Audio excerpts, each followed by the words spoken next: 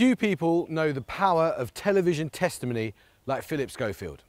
For more than 40 years, he has been central to our national life. But last week, he left his job on This Morning on ITV amid a blaze of headlines and allegations. In response to newspaper inquiries, Schofield has now admitted that he had an unwise but not illegal relationship with a younger member of staff on This Morning. The younger man was 15 when they met, but 20, Schofield says, when the relationship became sexual. In the past week, there has been an avalanche of newspaper stories and social media speculation and abuse. Now, Phillip Schofield wants to tell his side of the story, and I want to ask him some questions on your behalf. Phillip, thank you for speaking to me and to the BBC. You've had quite the week. How are you?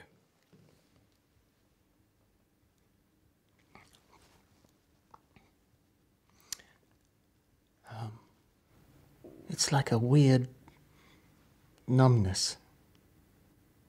I know that's a selfish point of view,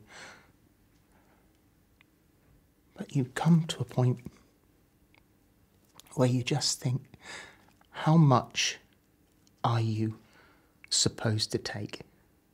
If all of those people that write all of that stuff, do they ever think that there's actually a person at the other end? And so, here I am. Are you feeling okay to do this? Are you feeling strong enough to do this interview? Yeah, I have to. Why? Why do you want to do this interview? Because there is an innocent person here who didn't do anything wrong, who is vulnerable and probably feels like I do. Yeah, a lot of my questions are going to be uncomfortable and, let's face it, intrusive, but you've chosen this opportunity to tell your side of the story. And there are questions that your viewers, all the people who supported you over the years, including your family, will want answers to. There's also, of course, lots of questions for ITV in all this. You mention this young man, and at the centre of recent events is a young man who, together with many others in the media we're not going to name, under Article 8 of the Human Rights Act, he has a right to privacy, and he's not here today to give his own account of events. When did you last speak to him? As I engaged the lawyer for him. He needed independent support, and so that was the last time. Is that a few weeks ago now? Yeah, a couple of weeks. Okay. When you say that you engage his lawyer, do you mean you're paying for the independent legal advice that he's getting? Okay. When did you first meet this young man in question? What were the circumstances? I was invited by a friend of mine to go to a school, something I've done thousands of times. Whether it was immediately or sometime after, he said, will you follow him on Twitter because he's a fan? So I said, yeah, sure, no problem, which I did. And he probably came back saying thanks for the follow. And he was, what, 15 at the time? Yeah. I follow 11,300 people, and in all the time I've been on Twitter, there has never been any whiff of impropriety. So he followed you on Twitter, you followed him back. Did you start having a sort of email exchange or direct message exchange of any kind? Hardly at all. It was just all the way through, just on and off. And then he asked if he could visit the studios, work experience type of thing. I said, well, you come down and have a look for sure, which he did. How old was he when he made that first, there's two stages there. How old was he when he first said to you, I'm interested in television? Was he 18 by that point? 19 then, I would think. He was 19 by then. And then when he said, could I come and have work experience, he would have been older than 19. Well, just more or less about the same time, because I'd organised it. And what did he ask you for? So he asked you for work experience and you said, sure, come and have a look? Well, I've done it all my life. I'm best friends with the people who got me into television. And I've always believed in paying it forward. And so that was my, it's just, didn't think about it, just did that. When you look back now, if you were to look back at those messages now, is there any sense in which you were flirting with him? No. I've been 41 years in television. You know, nothing like this before. You know, no accusations. I mean, this is all, you know, accusations. Which is why I want to put them to you. And so if you're honest now, again, brutally honest, if you think back to that, because a lot's happened since then, it's a long time ago, but if you think back to those initial interactions, was there any element of it which was sexual? No. So there'd been a period of several years when you didn't meet him? Yeah. Yeah, I hadn't seen him. And then when you met him in person, was there a little moment of sexual attraction then even? Absolutely not. Absolutely not. Okay, so to be absolutely clear, how old was this young man when you first had any kind of sexual contact with him? 20. 20. Because I mean, this is obviously the nub of it, and for the record, and to put speculation to rest, let me ask you directly, did you have any kind of sexual relationship or sex with him when he was underage? No, God, no. I think that is, you know, and in my statement, it says, you know, consensual relationship, fully legal. I mean, that was approved by both sides, you know, that's no. And then when he got work experience at This Morning, so he's 20 years old at this stage, he's someone who's come in. Well, that was, I think, by that stage at 20, he came in for a visit.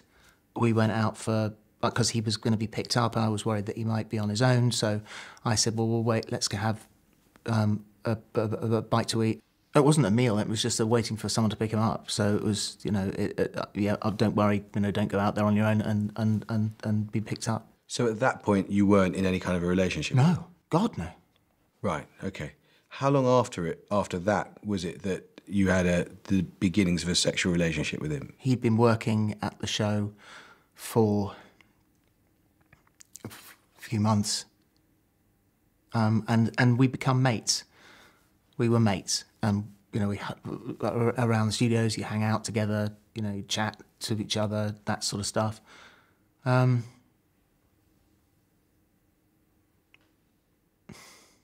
then in my dressing room one day, something happened.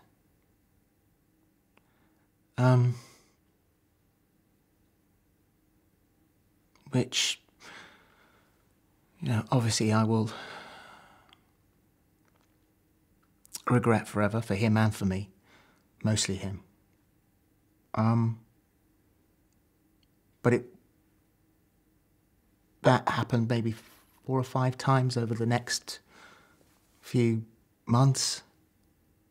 And I know it's unforgivable. But we weren't boyfriends, we weren't in a relationship. I was really in a mess with my own sexuality at the time. And it just happened. How old was he at this stage? 20, 21. And how else were you trying to help him? What else were you doing to help him with This Morning? Did you help him in terms of getting a show reel? Did you help him meet people? Because he had a lot of access. I did a show, I helped him, and I think that this might have been before there'd been any contact. I helped him put his show reel together. So after he gets work experience at This Morning... He's now got a job. So he was then given a job on his own merits, because he was very good at his job. Everybody loved him, and worked very, very hard. Yeah, I mean, it's clear from the testimony that lots of people have given him he's a hugely talented and capable young man. Massively talented, yeah. Just before we get into the relationship and what happened after that moment in the dressing room, if we go back, because you were very specific in your wording in your statement about how the relationship was unwise but not illegal, and the question is of legality centres around your relationship with him before he was 18. Just be really clear, your relationship between when you met him when he was 15 and then when he was 18 was occasional direct messages, no pictures of each other sent to each other, occasional direct messages, and you would say that that wasn't really flirtatious at all. Just work-related, just, you know, career advice, career help. And no sort of sexual forwardness at all in any of that stuff? Okay. How long did you then have a relationship with him which was sexual in nature? as I said, it probably happened 5 times, maybe 6 times, but nothing more than that. So when did your relationship with him end, and why? I was, at the time, really beginning to get into a very poor mental state with my own sexuality, and I thought that was bad, nothing like this. And I think it just sort of drifted. I mean, we still stayed mates. We were still mates. Still stayed friendly. And I got him work because obviously, you're living in London, you're struggling, and I got him runners' jobs on other shows that I did because he was a very good runner and a mate and someone that you know. It's always nice to have a team around you of people that you know. And did you ever tell Holly Willoughby? No, God no. That's a bigger question because we have, our makeup room was like a sanctuary, has always been a sanctuary. So you tell everything in that room. Holly knows everything about me. I know everything about Holly, all the team that are in there. When the door is closed, then that's the sanctuary. And it is a wonderful, wonderful environment and something that I will miss deeply. And Holly, I don't know whether Holly ever asked me, she might have done, but I would have denied. Holly did not know, nobody knew. And this has been the cataclysm of the lie, is that, a lie, it starts in a denial. No, gosh, no, not at all. And then the rumour came out, rumour started, and then you lie. You've had a workplace fling, and you lie about it. And a great many people would have had a workplace fling and lied about it. And I fully appreciate there is a massive age gap, but that happens in life as well. So you didn't tell anyone, but I wonder if people asked you. As you say, there'd been rumours for years and years and years about not only whether or not you were gay, but also about your relationship with this particular young man. So did anyone on the This Morning team ask you whether you were gay or in a relationship with this young man? Nobody ever asked me about being gay. But people asked you about being in a relationship with this young man? When the rumour got bigger, then we were both asked. And people would say the circumstances are as follows here. You met someone who was a child, you were in a position of power over them, you used your power eventually to give them something they craved, which was a shot at a job in the media, you nurtured a relationship, and then that relationship became sexual. And they might ask, what's the difference between that and grooming? Well, I would say that the initial list of things was not right anyway.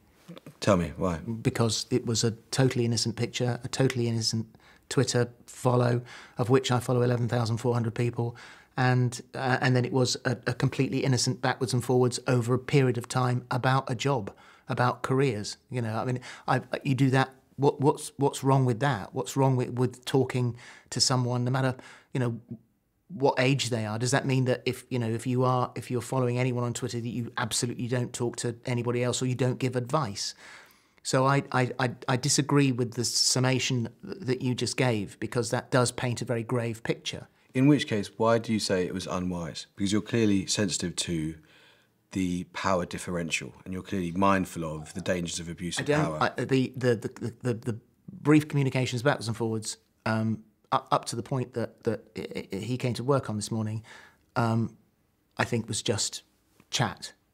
What was unwise was the fact that it happened, and that was a very, very grave error. Now, it was consensual, but it was my fault. Why? Because I shouldn't have done it. I shouldn't have done it. It is entirely my... He's an innocent party here, and I appreciate, how, there is a moment, you have a moment, there's just a moment. But he is entirely and completely innocent, although it was consensual. I was older. I should have known better. I shouldn't have done it. What specifically do you feel that you did that was wrong? I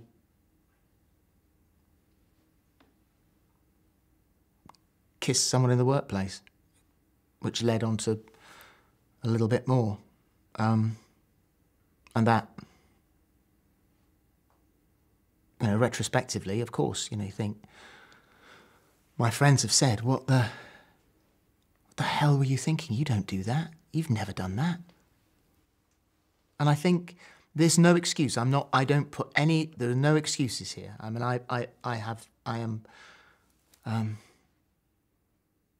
it's my fault, but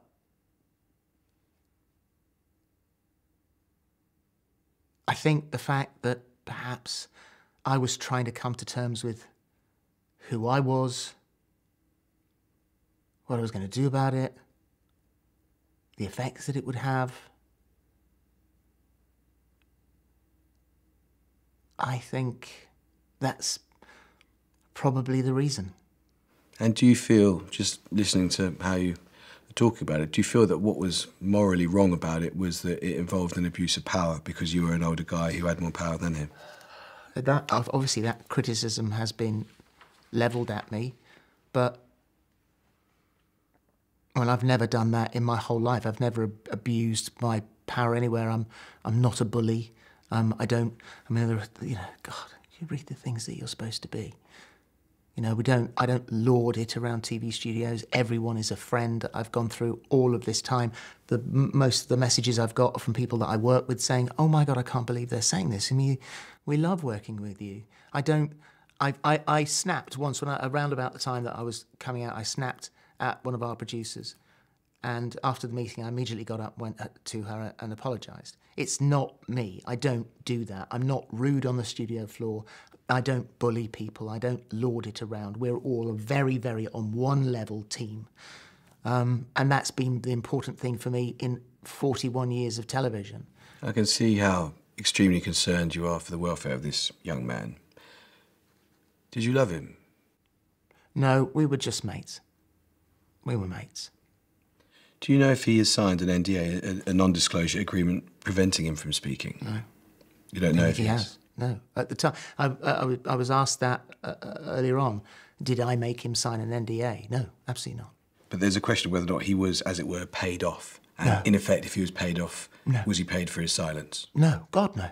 No. So No. is he free to speak if he wants to? Yeah. Yes. I mean, what he wants is for all of this to go away. He wants a quiet life. He didn't want any of this to happen in the first place, and I'm sure he completely regrets it. It was my fault, so he has nothing to regret because it was my fault. Has there ever been, or is there, an injunction or any sort of NDA preventing media coverage of your relationship with him? No, and that was that was one of the things when the rumour started, and then when it came to light, and obviously both of us said, "What the hell is this?" I don't know. I said, well, it'll go away. You know, I'm sure it'll go away. And then it started to grow legs, and it got bigger and bigger. It was said there was a super injunction.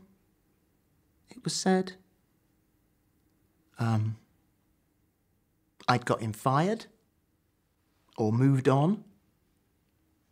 All completely untrue. You work in television. You know the way the process works. No, you can't have someone moved on without it going through a whole team of people, the line of command. Why would this happen? I actually spoke to him the night before, or texted, either the night before or the morning of I came out and said, I'm going to come out tomorrow. And he said, oh my God, amazing. God, that's brave. Well done. I hope it goes okay. So, you know, he knew about that. He was never gonna out me. We were still mates. And I think at the time it was written that the Sun were going to out me. Well, A, they weren't, and B, that's illegal. So all of these things started to grow. It got bigger and it got bigger and it got bigger. It's been said that the Sun had a story. They were approached in, I think, November 2019 by the journalist Dan Wootton, who said he had the story that you were in a relationship with this young man, or had been in a relationship with this young man. And the Sun knew about it, but there's a claim now, which I want to invite you to address, that the Sun knew both things. They knew you were gay and they knew you'd had a relationship with this young man, but they decided not to do the story about you and the young man in return for the exclusive about you coming out. Oh, God, no. No. No, no, no. No, no. Absolutely categorically untrue. We had massive meetings about... I had a secret WhatsApp group... I had a WhatsApp group called The Event, of which there were a handful of people. My management, the closest management, me, and a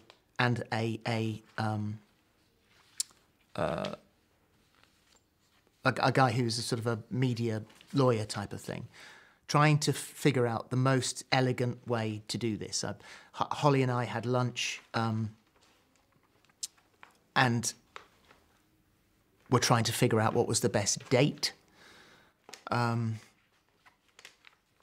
then I was advised, when you do it, obviously this is going to be, it's going to be big news, you should really have an interview afterwards. And it was suggested to me that, you know, the Sun would be the paper to go to. Okay, so let me put directly what Dan Wootton says that you can debunk if you wish to. Dan Wootton said, he now works at GB News, a decision had been made for the newspaper to have a closer relationship with ITV, and as part of that closer relationship, the Sun was offered ringside seats and an exclusive interview for this coming out announcement. As a result, obviously the Sun, wouldn't run a story about the young runner. It was prompted by Phillip. That is categorically untrue. And I've got to say, there are a great many things that have been said that are categorically untrue. Now, I have nothing against Dan, and now I've actually brought myself down to a far, far greater degree than you could ever have done. I have brought myself down. I am done. I have to talk about television in the past tense, which breaks my heart. But it continues, and it is relentless, and it is day after day after day after day. And if you do that, if you don't think that that is going to have the most catastrophic effect on someone's mind, what do you want me to die? Because that's where I am. I have lost everything. My girls saved my life. They said last week they haven't left me for a moment. They've been by my side every moment because they're scared to let me out of their sight. What is that like for daughters to have to go through something like that? And they said to me, don't you dare do this on our watch. We're supposed to be looking after you. And if my girls hadn't been there, I wouldn't be here because I don't see a future. And so how much do you want a man to take? And are you truly only happy when he's dead? And this is how Caroline Flack felt. And it didn't stop. And I know I've done something wrong. I know I've done something wrong. I've owned up to doing something wrong.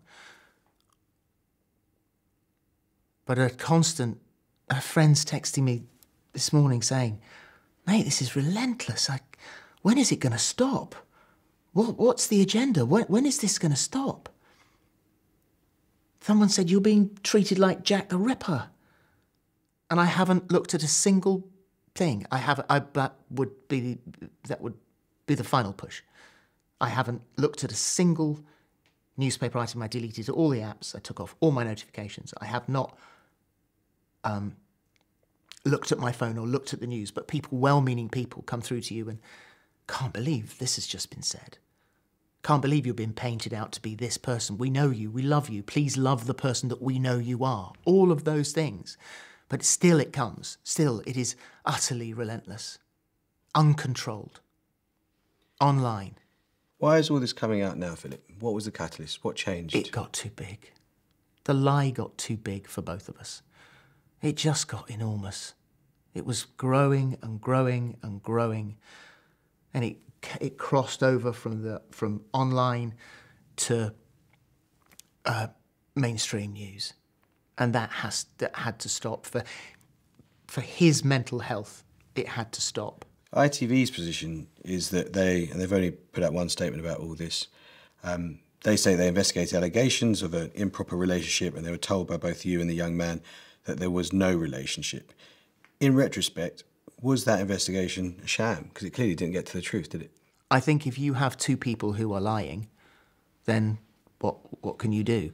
But what did that investigation amount to? I mean, was it just a phone call to you and a phone call to the young man? Was it sort of a proper sort of independent? I think he was asked. He was asked quite a bit. I was asked a couple of times.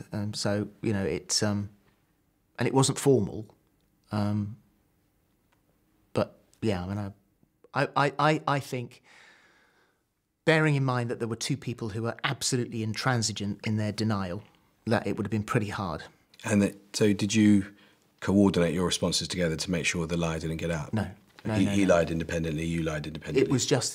He didn't ever want his name out there. He just wanted it all to go away. But some people are saying, have said, that it stretches credulity to suggest that people at the top of ITV wouldn't have known about your relationship with this young man. It was pretty well known that the two of you were close, and people had specifically raised this with the bosses of ITV.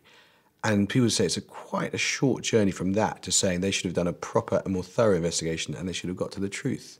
Isn't that a reasonable thing for people to say, given we're talking about abuse of power, potentially, given we're talking about workplace culture, in an era where workplace culture is under the spotlight as never before? Yes, yeah. They should have, okay. Yeah, yeah. And you've been very clear about something else which you want to correct, which is, let me ask you directly, did you speak to anyone at all at ITV about moving this young man onto another programme? Absolutely, categorically not. He was a really good colleague, runner, like very good. And so he applied to go to Loose Women and got the job entirely on his own merits. And I can remember him coming to me and saying, "Mate, I'm going to Loose Women." And I said, "That's fantastic. That's so the brilliant." Suggestion that ITV moved him to solve a problem that they had festering on this morning is untrue. I do not believe there is any truth in that at all. Okay. Dame Karen McCall, I don't know if you've seen, given you've turned off all the apps on your phone, but she's told staff at ITV they've instructed a barrister to carry out an external review of the facts following your statement and departure. Will you comply with that external review if asked? Yeah, yes. Okay. When, in February 2020, ITV investigated whether you were having a relationship, they failed to get to the truth. When Dr. Ranj Singh, who's a regular guest on the show for many, many years, made a complaint, a formal complaint, to the bosses of ITV about toxicity on This Morning, which I know we should discuss, they appointed an external independent advisor to do a review who found, and I quote, "no evidence of bullying and discrimination." What would you say to those people who say, given that record, it's quite hard to have confidence in this latest review from ITV? You just hope that it will be thorough, and I will also point out that I don't know. Some people perhaps may be toxic and see toxicity everywhere because that's the lens that they're looking at the world. There is no toxicity. There is no bullying. There is no discrimination at This Morning.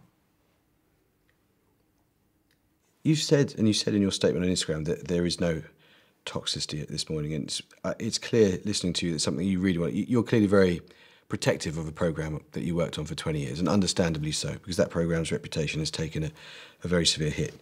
If there is no toxicity at This Morning, why would Dr. Ranj Singh have felt compelled to make a formal complaint at the highest levels of ITV about some particular individual's behaviour and, as he described it, the environment at This Morning? Why would former staffers be contacting Eamon Holmes, who I know is not running to be president of your fan club at the moment, but why would former staffers be contacting him to say that they signed non-disclosure agreements to, and I quote, cover up the bullying and power abuse? I mean, that sounds pretty toxic.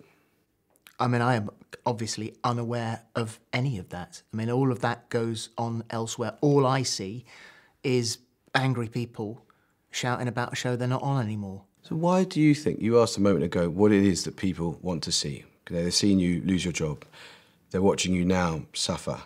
Why do you think lots of people do seem to have it in for you? Are you toxic to them? God, I hope not.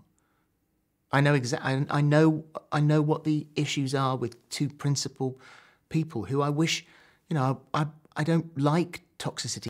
You said that, to the best of your knowledge, the young man that you had a sexual relationship wasn't moved to Loose Women on anything other than his own merits. He was moved there because of his own... He applied and got a promotion, and that wasn't a cultural sort of cover-up by ITV.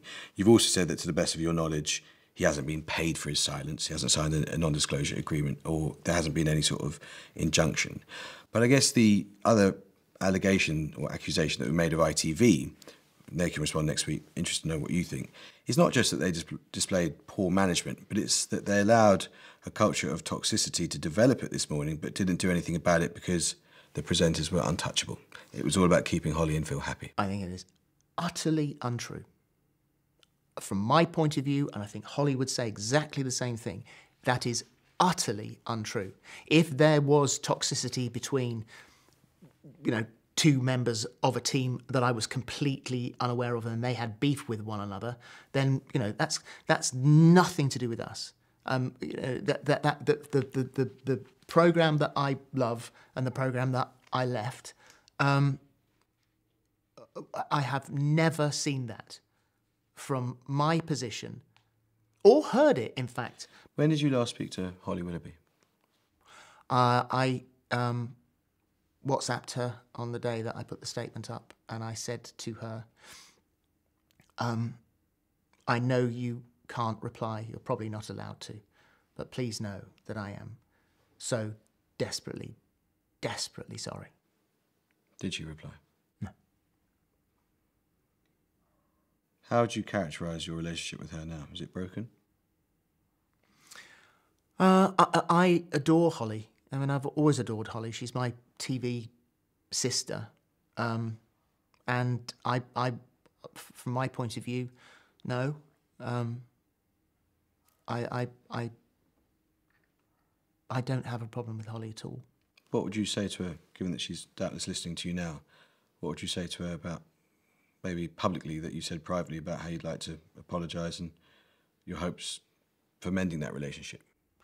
I would say to everyone, I would say to my family, my friends, my work colleagues, the public, to ITV, to my management company, to everyone that I lied to, I am desperately, desperately sorry. But principally, I would like to apologise to him, because it may have been consensual, may have been fully legal, but I shouldn't have allowed it to happen. And that was a grave, grave error on my part. And I know that because of that, an absolutely innocent person is being persecuted. On one particular point of fact, Eamon Holmes has suggested that there were taxis from your apartment to the studio, which this young man used, and that those were probably paid for by ITV. Did he frequently get taxis from your studio? He didn't frequently come to my flat. He came to the flat once. To my recollection, he didn't stay over. He said he was passing and he was going to come in for a beer. So the idea that he regularly got taxis from your home to ITV studios... Utterly untrue. And also, I don't have an ITV car account. Presenters don't get that. When you came out as gay, live on This Morning, Eamon and his wife were there, as you say, they were kind, they hugged you, you hugged them. He now says he felt used. Was that all fake? That's the implication of what he's saying, that there was this artifice to that day and that he was being used for a kind of reputational enhancement for you. you come out as gay as a reputational enhancement. I think that in itself speaks. When did you know you were gay? I've spoke to my therapist about this because I had a wonderful marriage, have a wonderful marriage. Not brilliant right now. With an incredibly supportive wife and 2 beautiful children who had the most amazing time as a family. Us 4 is who we are. And something started to trip me up, and I couldn't figure out what it was. And my therapist has said, you can become aware. Things change. And over a period of time, it was a kernel, and it grew bigger and bigger and bigger and bigger until I was really mentally struggling and like deeply mentally struggling. And my relationship with my colleague coincided with that moment. That is not an excuse. I make no excuses. Do you mind me asking if that was your first gay relationship, or had you had gay flings or sexual experiences before then? I think this interview is not about other experiences. And it's obviously one of the hardest things that anyone who's gay can go through. Why did you come out when you did? As you said, nobody forced your hand, but why did you come out on the sofa? Because it had got to the point where I weighed 9.5 stone. It was utterly torturing me. I couldn't sleep, I couldn't eat. And I wanted to be brave. I spoke through it with the family, who have all been incredible. Let's come to some closing thoughts. Do you feel, mindful as I am that you are very concerned about the welfare of one particular person, do you feel a victim in all this? No. I feel a victim of hate after the event. And I think that there'll be a lot of people watching this thinking, how dare you? It would be easier for me to say, I don't feel like a victim. What I feel a victim of is spun areas of non-factual information and gossip and nastiness. But I don't look anymore. I've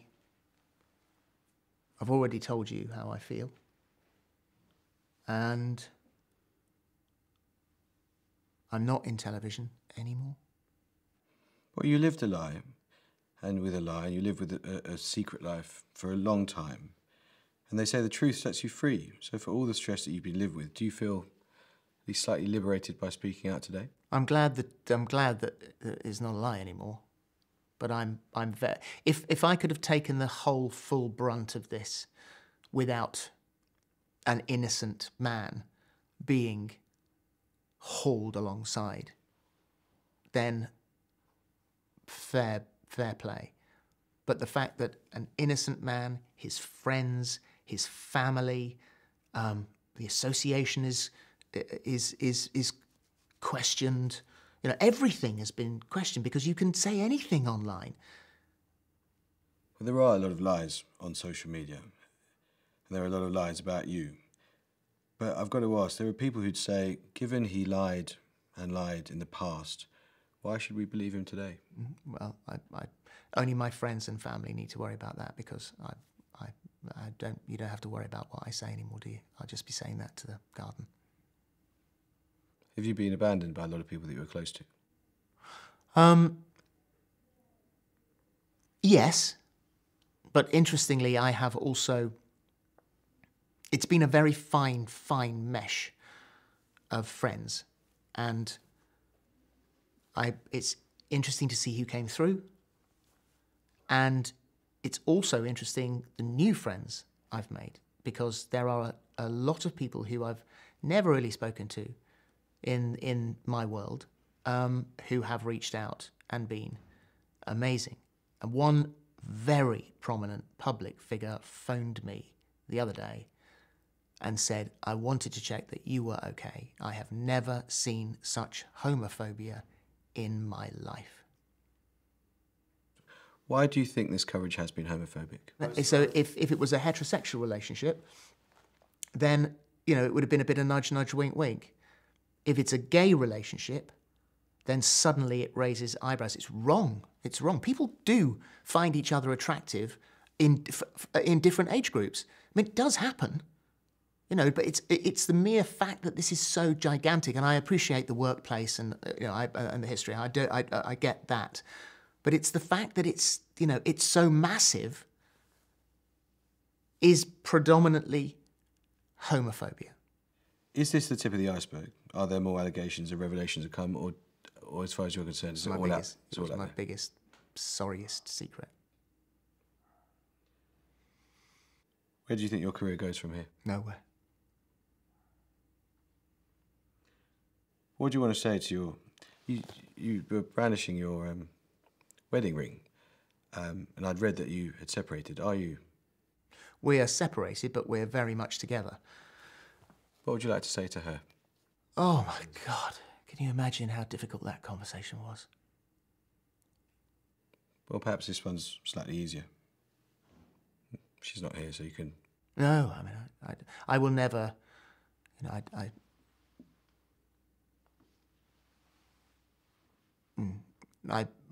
let's just say that it was an incredibly difficult conversation, the most difficult conversation I've ever had to have with her. And she is extremely disappointed because I lied to her as well. But she wished me well today. And so, we'll see. And what would you say right now, publicly, to your daughters? My daughters were, I called them and said, I have something to tell you. And they came out to see me and were unbelievable. Unbelievable. And I looked at them and thought, well, you got that right. And they don't think you're a bully. And they don't think you're toxic. And they know the man you are. And they know you screwed up royally. And finally, what would you say to the young man in question? I am he to whom I am the most sorry. By getting involved with me, I have caused you so much pain, and